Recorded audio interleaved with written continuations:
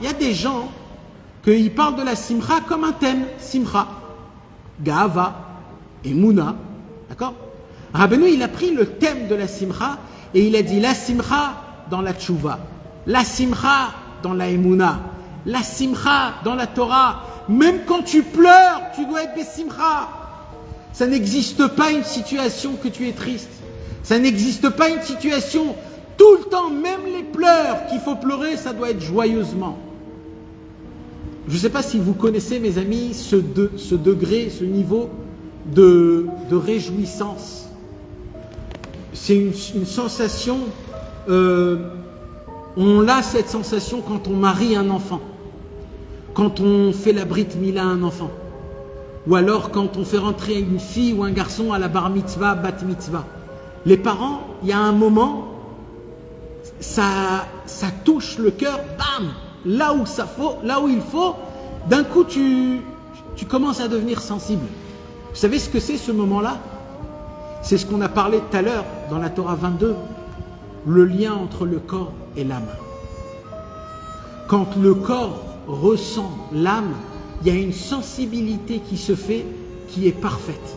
C'est ce qu'on ressent quand un homme, il est dans sa prière à Kippour ou à Rosh Hashanah, et il a un commencement d'envie de pleurer.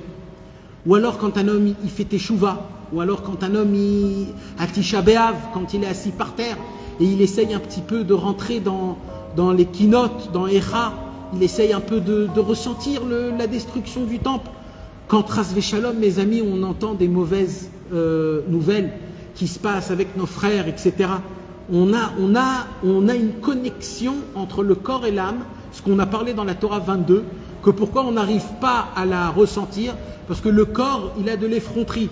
Mais vous savez, quand on entend des choses dures, le corps, il devient sensible. Et quand le corps, il devient sensible, on ressent notre neshama, et c'est ce petit pleur-là.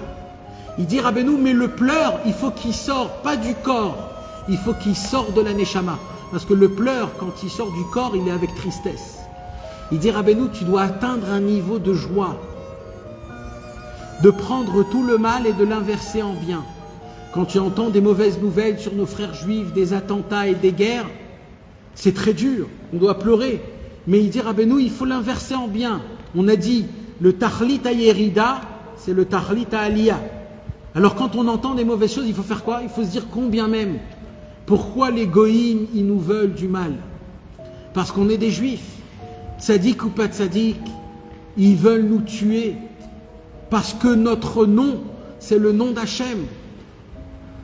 Parce qu'ils sont jaloux du Ham Israël. Et moi, je fais partie du Ham Israël. Quelle joie que c'est dur, mais c'est une joie. Je suis fier. Et là, le pleur, il doit venir. Car on ne pleure pas, chas v'shalom, de tristesse. Il faut s'éloigner des pleurs de tristesse.